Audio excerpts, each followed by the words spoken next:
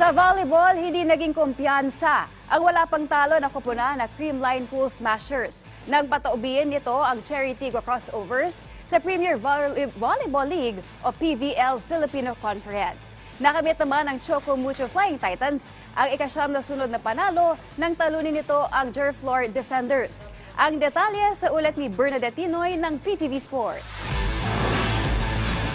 Muling pinatunayan ng Creamline Pool Smashers na hindi sila naging kampante para mapanatili ang 9-0 standing sa elimination round ng 2023 Premier Volleyball League All-Filipino Conference. Sa score na 25-22, 24-26, 25-20 at 25-16, pinatumba ng Smashers ang Cherry Tigre Crossovers na nagwakas sa score na 3-1. Doble naman ang naging selebrasyon ni Smashers Gemma Galanza dahil bukod sa 16 points na ambag niya sa koponan, ipinagdiwang niya rin ang kanyang ika-27 kaarawan.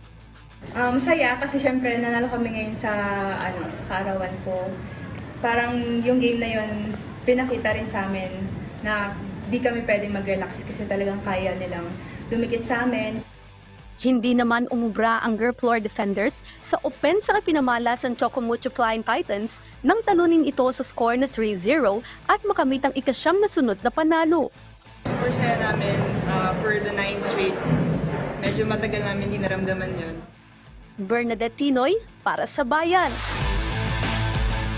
Marami pa tayong balitang pampalakasan sa aming pagbabalik, Bayan.